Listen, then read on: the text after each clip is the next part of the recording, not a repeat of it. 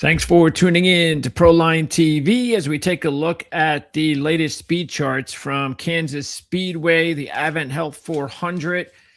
I'm your host, Greg DePalma, and what we're going to do once again this week is see if we can find a way to get you some money, either by placing a bet or checking out your DFS favorite NASCAR contest site.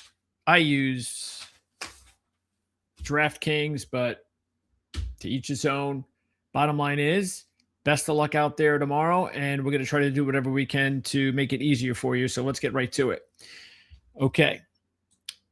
Oh, and this is real important too, because we didn't talk much about this on Tuesday's show. Don't forget to always check out our Tuesday show. Link in the description of this video.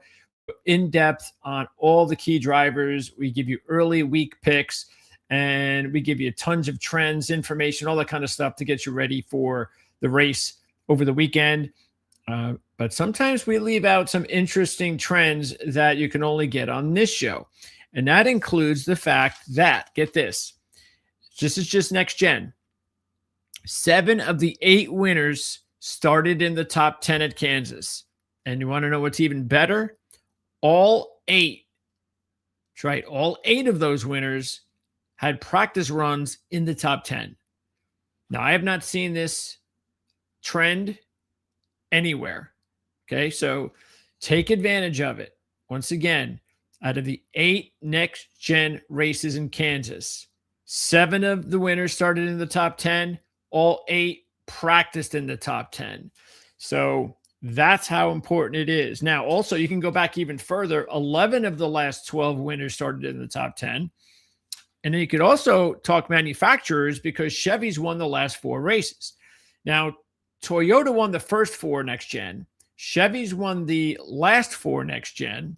So unless Ford wins on Sunday, which does not look likely at this point, but you never know, will Chevy make it 5 straight, or will Toyota try to start a new streak? So let's take a look. And we're going to start in the top 10. There you go. So, and you're going to see, again, the same similar numbers as far as where these drivers ranked in qualifying and practice. It's inevitable. So Reddick, Hamlin, Gibbs, Larson, matter of fact, all of these drivers here that qualified in the top 10, only 2 did not qualify, did not practice in the top 10. So there you go. And we're going to get to that because that's real important, isn't it? Well, I just told you it was. So we'll get ready for that. All right. So we're going to break this down a little bit. Now, that's the top 10. I will say, though, that I'm willing to, because remember, it's 9 out of 10 qualifying. All right. So I'm willing to give at least 1 or 2 drivers the benefit of the doubt if they did not qualify in the top 10. And there are 2 of those drivers. So we're going to open it up to the top 14, or actually, you know what, top 13, and include Christopher Bell and Chase Elliott. Okay, so that's really the line I'll draw, is I'll say any of these drivers here, this is where the winning drivers will more than likely come from based on Kansas history. And then here are the rest. You got Byron, as I just showed you there. Another pretty slow day for Logano. Another, boy, Keselowski, you know where he qualified last week? 21st. Kyle Busch can't get anything going. Very disappointing day for Josh Berry, Ross Chastain, Alex Bowman, Austin Cindric. Okay, so there you go. And look at that. Toyota, top 3 drivers, 4 of the top 5 in qualifying. Now, let's hit practice. And this is really going to cement the deal. So let's check it out. Here we go. Look, carbon copy. It's Tyler Reddick. And then you've got Bubba, who was 10th, Hamlin, who was 2nd, Briscoe, who was 5th, Gibbs, who was 3rd, Buescher, who was 7th, Suarez, who was 8th, Bell, who, wait, what am I doing here? Did I hit that on accident? Sorry, let me go back. There we go. Suarez No, actually, now I am back in qualifying. Hold on a second. Okay, back to practice. Let's actually, you know what? Let's leave it there. Okay. Then you had Suarez, who was 8th in qualifying, Bell, who was 11th, Elliott, who was 13th. And that's why I moved it down a little bit. Hocevar, who was 6th. Now, Blaney is one of those drivers who did not, as you can see, practice in the top 10, but he's 11th. So just like I did with the qualifying line, we're going to move it down a little bit. We have to. It's Ryan Blaney. And also, of course, Blaney, we'll get into the whole reason why you obviously can't count him out. And there you go. So that is really, again, this is where more than likely your winner is going to be. And you could, I know some people probably go, well, more than likely every week, but that's just not the case, as you know. And when I say more than likely this week, I don't mean 55%, 65%. Based on what I started the show with, this has got to be like 95% more than likely. All right. And then others, well, I mean, look at this. Byron slow, as I said, Berry slow, Bowman, even though some of these drivers had better practice runs than qualifying runs, don't forget there's a couple of groups. We're going to get into that. And what matters there, there's Priest, there's Chastain, and there's Larson. All right. Now, Larson is the biggest outlier. And there's Logano all the way down to 36. So what happened to Larson? Well, Larson had some problems after a few laps. So they brought him in and they just went right to the car and they just did all sorts of crazy shit to it.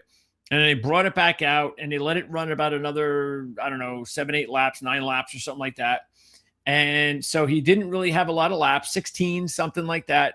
And that's why he finished 25th.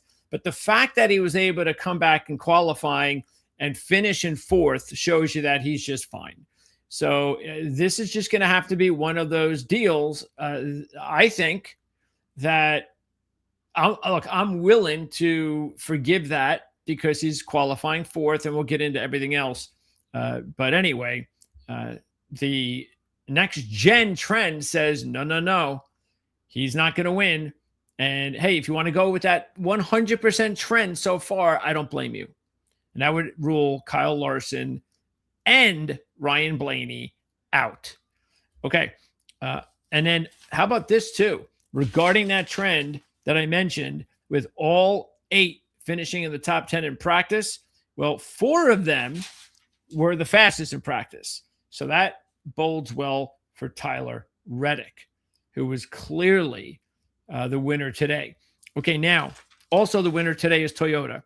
4 of the top 5 in qualifying with the top 3. Top 5 in practice. So combined, they were clearly, that was it. They were the boss today at Kansas. Chevy, 3 of the top 8 in qualifying, 3 of the top 10 in practice. Ford did not have a driver in the top 6, and 2 of the top 9 in qualifying, 1 of the top 10 in practice. And we know Ryan Blaney is pretty much, whenever it's like that, it's usually Ryan Blaney who's like the one. Ford. Now, let's go over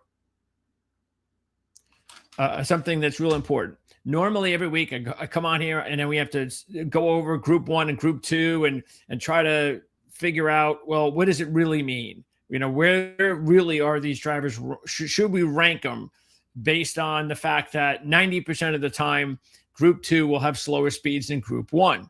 Well, since Group 2 had faster speeds today by a wide margin, I went ahead and asked our resident NASCAR analyst, who's with me every Tuesday from rotowire.com, CJ Radoon. You can find a link in the description of this video for his official DFS RotoWire report.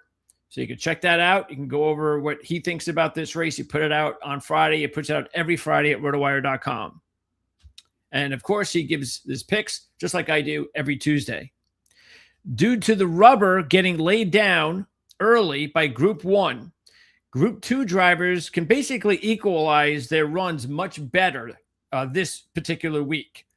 And the reason is the track basically widens as the time goes by because of the rubber laying down the track. So the way I think you just got to look at it this week is just whatever the practice speeds are, the practice speeds are.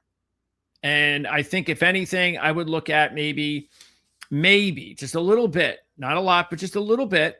I would look at Christopher Bell and say, okay, well, he was first in practice in Group 1.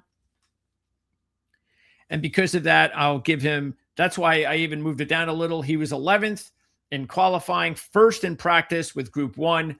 That's enough that he should really be considered definitely one of the drivers to beat. And then we're going to get into the odds here in just a second. Make sure I have them here. Yep. Okay. So let me go ahead and roll them in. So let's, first of all, this is top 10. And again, the way we do this, we have the top 10 in order of qualifying, and then we go over the odds, and then I give you the top contenders, as you can see there. And those are just the best of the rest, and we go by order. Okay, so let's start with the top 10. All right, so Reddick, even though he's on the pole, and even though he's been the dominant leader this year, he's 5-1. The second choice to Denny Hamlin, who is 4-1. I think Kyle Larson's a bargain now at 7-1. Briscoe and Gibbs are at 10. Blaney also maybe a little bit of a bargain at 11-1. And then you lose value, unfortunately, with Hocevar and Wallace. They're down to 16-1 now. They were what were they, like 25-1 when the week began? Let's see. Well, yes, 25-1 when the week began. So you've lost all sorts of value there. I still have some decent value with Buescher at 20-1. And Daniel Suarez is an absolute must. You got to put a couple of bucks on him. I mean, he was hit. Both of his speeds were top 10. So you have to. Okay, so there you go. This is where it's going to come from. This is it. Let's take a look at the contenders. There's only a few drivers that you want to really zero in on. Christopher Bell is the third choice at 6-1. There's Elliott. He was our major value play on Tuesday, and he's still a good value. Now, did he end up having the type of day that we would have liked him to have? There, where, hey, now he's 8-1, where he should be, because now he's qualifying and practicing as well as we thought he was going to. Well, that's not the case, because Chase Elliott in his last 7 races here has an average starting position of 15.2. And here he's starting 13, right about perfect on his average. But his average finish is almost 8 spots better, 7.4. He also has 5 top 10s out of 8 next gen, 2 top 5s, and he just won the race in the fall. He led 24 laps or more in both races last year. And yes, his qualifying positions were faster last year, 9th and 4th. But he's also coming off a second at Las Vegas earlier this year. That is the only track we need to look at that is similar to Kansas. We're not talking about 8-1, 6-1, 5-1. We're still getting 16-1. And again, this is his average starting position anyway. And I think you still need to take advantage of that without question. Then you got the other long shots here. And again, we're going to go through it. So let's first of all start here. And let's see. Make sure I got this right. All right. So Denny Hamlin, how about this? This is the reason why I still think he is the driver to beat. He was my top pick earlier this week. Kyle Larson was, let me make sure. Yeah. So CJ's top picks were Larson, Elliott, Keselowski. And my top picks were Hamlin, Blaney, and Buescher. And I got to tell you right now, I wouldn't change anything because CJ, I can't speak for CJ, but I liked all of CJ's picks too. So even right now, the way everything laid out, I'm fine with all those picks. But we will go updated picks, sleepers, and we're going to get into the DFS sleepers because that's even more important so we can fill out your rosters. So Denny Hamlin, average start 12.8. And now he's starting second. So this is a definite good sign if you want Denny Hamlin. or hopefully you took money on Hamlin earlier in the week, because his average finish is 7.5. So he's about 5 points better than his average starting position. Keeping in mind that last year, even though he didn't win, he had engine issues in the spring race. So you got to wipe that out. Didn't have a good car at all. They just totally fucked up car. Forget it. But in the fall, he finished second from the front row, like he is here, and he led 159 laps. All right, so you're talking about a driver that in the next gen has 7 top 10. As a matter of fact, don't forget, we talked about this on Tuesday. The top 3 drivers in odds coming into this race on Tuesday, Hamlin, Bell, and Larson, all in the next gen, had 7 top 10s in 8 races. That's crazy, right? The difference, though, Hamlin, 6 top 5s, 3 runner-ups, and a win. Bell, 4 top 5s, runner-up, no wins. Larson, 5 top 5, 2 runner-ups, 2 wins. I think now you can see why we both went, well, one of us went with Hamlin, the other one went with Larson, and Bell did not make it because we're not taking all the favorites. Basically, we take one favorite if we want to. That's our top pick. Our second pick usually will be about, like, if our top pick's 4-1, then we can go 8-1 and higher. And then our last pick is definitely got to be a long shot, like 20, 25-1 or higher. So right now, the way it looks here, again, throw in the fact that Denny Hamlin's coming off a dominating win at Las Vegas when he led 134 laps. And I think Denny's the car to beat. And that's why he's the favorite. It's the way he should be. And you're only giving up 1 point from Tuesday. So even though you missed it out, if you missed out on a Tuesday, you're still okay. 4-1 is not bad. I don't like going 4-1, but in these circumstances, these are the types of weeks I'll be okay with it. But he does have competition, and that's the difficult thing, because these other drivers are more than capable. And you look at Larson, the defending champ of the race, won from the pole last year, leading 221 laps. His average starting position is 4.2. So this is right on the mark. Okay. This is next gen. Okay. Average starting position. And that's what I was saying with Denny Hamlin. And when I go over these starting positions, I'm talking next gen. Larson, meanwhile, was 7th at Vegas, led 62 laps. So I think Larson's in really good shape. And I got to tell you right now, if Larson was still 5-1 or 4-1 or anything like that, I'd be a little bit more skeptical about what happened in practice. But I'm getting 7-1 because of it. And I'm loving it. So I think you're getting great value with Kyle Larson at 7-1. But Christopher Bell, who of course you see on the contender list, they're at 6-1. Remember, he's going to have to do something only one other driver in the next gen's done, win, and and you did not qualify in the top 10. And Bell's never won here before. And he has just one runner-up, and that was in this race last year, this race in the spring. He led 31 laps from the 3rd position.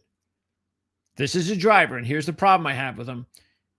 In the next gen, his average starting position is 3.5 with 4 poles.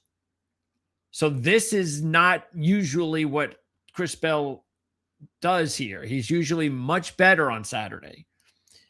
And his average finish is 5 points worse, 8.7.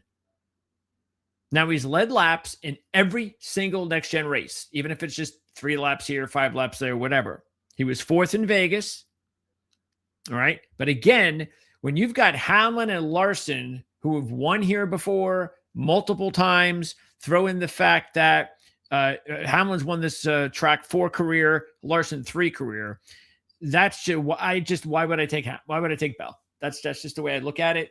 I think if you're somebody that because Larson's 7-1, this is actually one of those opportunities that you have where you can take 2 favorites, if you want to call them, because Larson's pretty much like, I wouldn't really call him a favorite. I'd call him like maybe the top contender, to tell you the truth. Hamlin, Reddick, Bell, they're the favorites, right? Larson's right on the outskirts of being a favorite, but come on now. How often do you get 7-1 with Kyle Larson?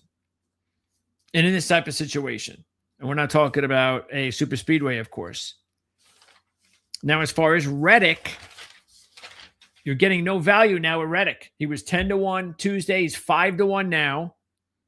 He's won here once, so that's good. But get this, he's only led 16 laps in his last 5 appearances. But we know he's off to a tremendous start. He's never been this good before, so you have to take that into consideration. He did not lead a lap in this in either race last year. But here's the other thing that worries me a little bit. His average starting position is usually good here. So this is not too abnormal. It's 6.0. His average finish, though, is 18.0. So he normally qualifies well here. He just doesn't finish all that well often. He's got to win. Look, if he's still 10-1, if you were thinking about taking him on Tuesday and did, fine.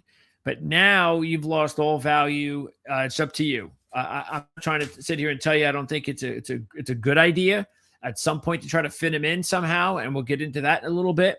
But yeah, it's a tricky proposition. I'll say what I said before with Reddick. If you've taken him this year and he's won money for you multiple times, just keep doing it.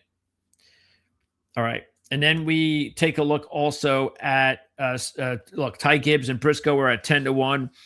Gibbs, I don't think this is the week for Gibbs, and here's why. Even though he's having a great year, as we know, we took advantage of his win last week. Okay, he was one of our picks. We got him. But his average starting position in his career in 7 races is 11.6. Average finish 24.6.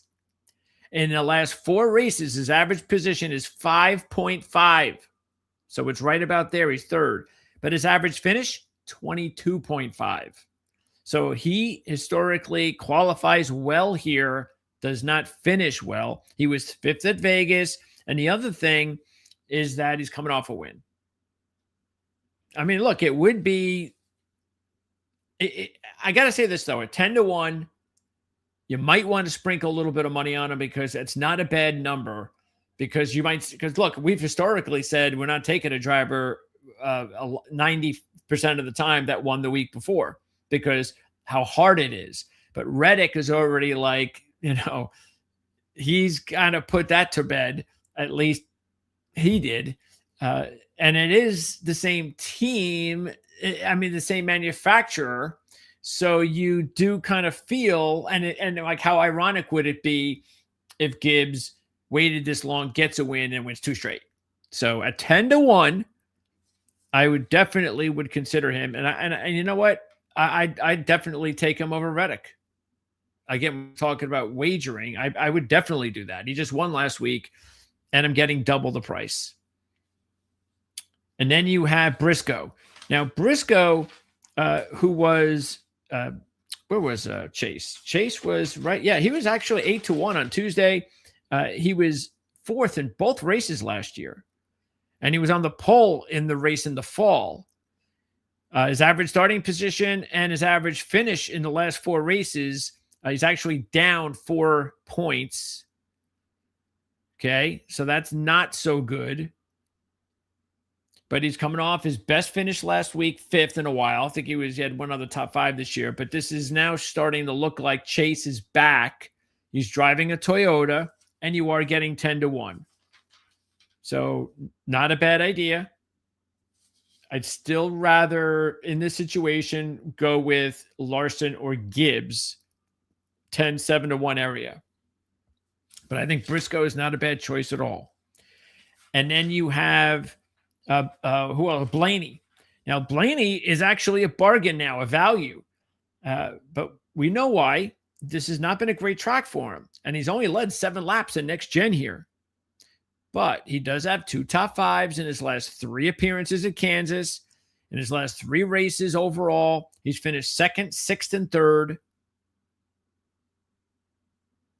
And last year in this race, he finished 3rd, started 10th. So I think that, look, the thing that's on the weak side is he's driving a Ford. They've never won in the next gen here. And they're obviously slow today. But that's why you're getting 11-1 with Ryan Blaney. So there. So again, you have another value driver to keep an eye on. Wallace if you look at him, he did win here. This is one of the tracks that he's won at 2022. And 50% of his next gens have been in the top 10, 3 top 5s in a win. He was 9th at Vegas, 5th in the fall. Okay, so this, but he was 25. Now he's 16, and it's up to you.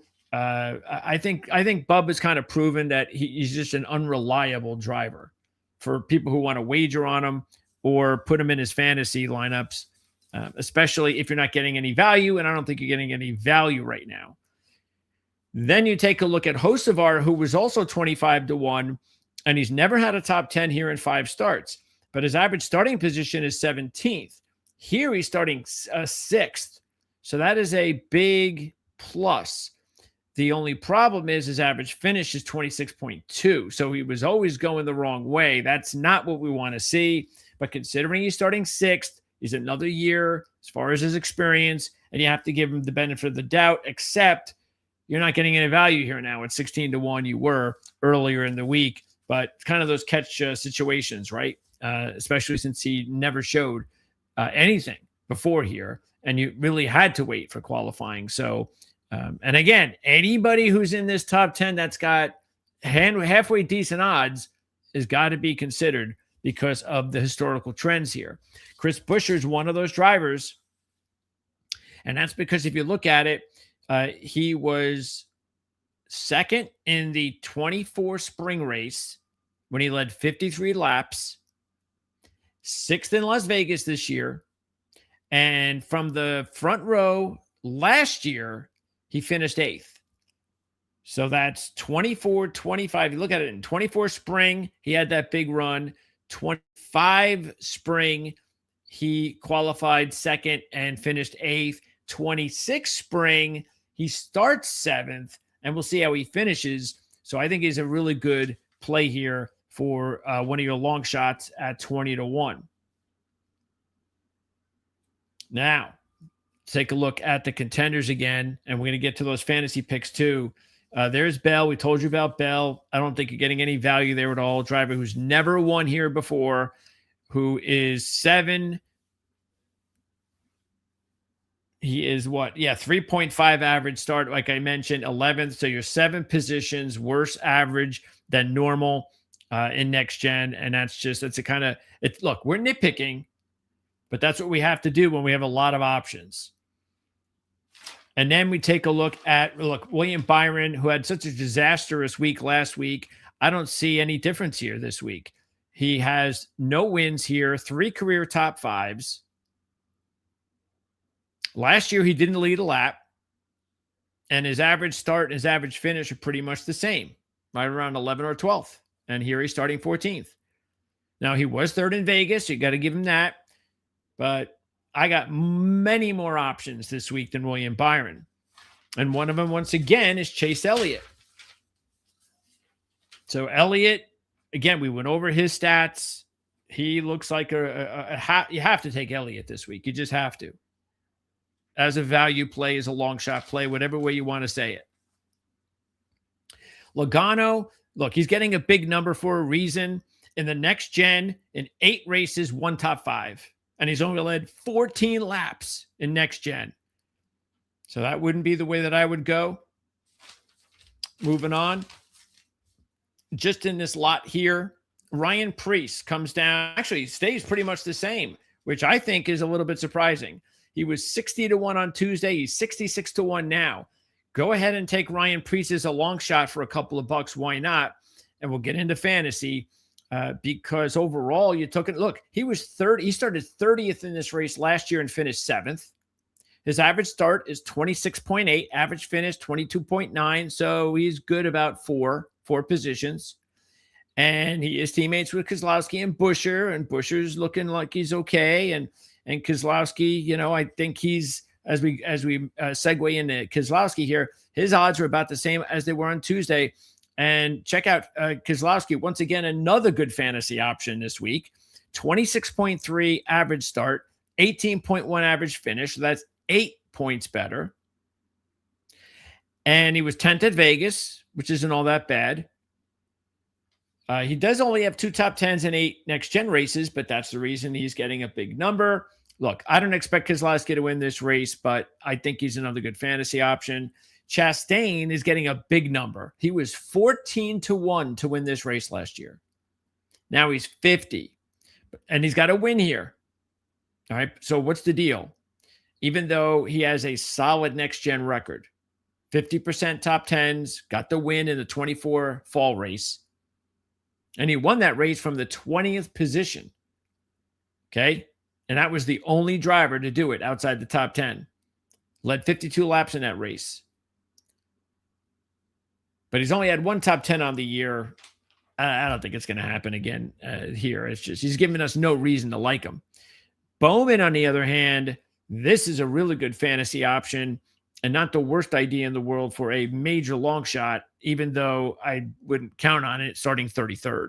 But in the next gen, 6 top 10s out of 7, couple of top 5s, 5th in this race last year from 21st, average start 14.5, average finish 9.8, and he won the 2022 fall race from the 4th position, leading 107 laps.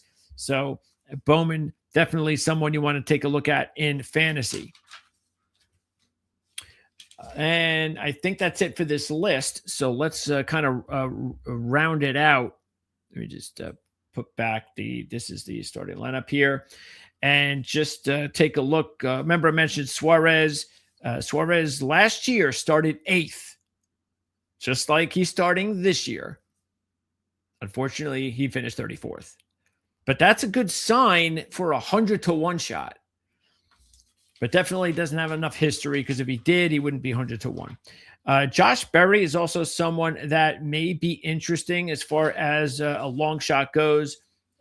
Berry is a big number. Forget where we have Berry. Anyway, Josh, do I have it here? Let me see. I can't put it on the screen. No, I don't have it here. Anyway, he's a big number. And last year he finished 6th and he started 38th. So yeah, Josh Berry was actually one of my picks last year in this race. So in the fall race. So I think Josh Berry is again, he's down here. Where is he? There he is, 30th. So look, winner, no. Fantasy, not a bad idea. And then we have the really big long shots. And the ones that you want to keep in mind, because we're going to go ahead and forward now over to DraftKings. This is my lineup right now. And so you go down here and you take a look at the top long shot options. And I think it starts, I'd say it starts right about here at Shane Van Gisbergen. There we go. Okay. So Shane has only raced here twice. He started 34th and 24th. Now he starts 17th. He's starting better than that. And his finishes, so get this, his average start 29th, his average finish 15th. That's 14 points better. So here he's starting 17th. If he continues on that trend, he could be a top 10 driver tomorrow. That's exactly what you want in fantasy. And that's somebody that I am definitely going to consider. Okay, he's not in there, as you can see right now, but he's definitely someone that, like right now, it would be between SVG and Zane Smith. Unless I wiggle around here a little bit more, which I could. But I definitely think you have to consider SVG. And Zane Smith as well. CJ had a really good analysis on why you should consider Zane Smith on the show on Tuesday. You could check that out. That was the late portion of the show. Keep in mind, Zane has 5 top 5s and a win in the Truck Series at Kansas. He does have 1 top 10 here in 4 races. And if you look at it, he will be starting 25th, and his practice speed was about 16th. So at least that's better. That would be good also for what we're trying to do here. So yeah, Zane Smith, I have him in there, but like I said, he's really at the same level as Shane. So I'm gonna go back and forth because I can afford them. I'm gonna go back and forth on whether or not I put them both in, because I could, or I just pick one of the two. The other long shot drivers you want to consider here. Now look, I have John Hunter Nemechek here. I like the fact that I'm getting him 32nd. That's the other thing. Zane's 25th. Shane is starting 17th. So I do have an edge there of 8 spots for Zane to make up, which is kind of the reason why I lean toward him, because it was a flip of the coin to go either way. And that was pretty much the deciding factor. But again, I could still switch. And then John Hunter, he's way back further at 32nd. But remember this, his average start, 27.3. So that's pretty much what he's done here. His average finish, though, has been 7 points better. So if I can, now he's a little bit further back. That gives me a little bit further room, hopefully. Because if you look at his history at the track, I mean, he knows the track well. In 3, just 3 O'Reilly races, he's got 2 wins. All right. So he's had success here before, and he is in a good position at 32nd to make some moves, spots, things of that nature. Other than that pretty much seals the deal on the top long shots. So really, I think when it's all said and done, at the bottom, you're looking at John Hunter, Zane, Alex Bowman. Again, he's 33rd. We went over Bowman before. So I like the fact that he's way back at 33rd with his experience here, his success here. He's got a win here. So you got Bowman, but Bowman's a little bit more expensive, about another 1,000. Zane is right around SVG, and Nemechek is a lot more inexpensive. So for me, I'd start at John Hunter at 6. I'd look at Shane at 6.4, Zane at 6.5. Look at Suarez at 6.7. The only reason that at this point I haven't put him in, and I still might, is because he's already up there and he doesn't have a history there. I don't want to see him finishing 20th. Remember last year he started 8th and finished in the 30s. If that happens, it's a disaster. So that's kind of the reason why. But the good part is he's got good value here. So, you could fit him in. Berry was another one that I was interested in because he's starting way back 30th. So as we start to get into the 7,000s, I would start with Berry. And then Priest at 75. I think Priest is a really good option.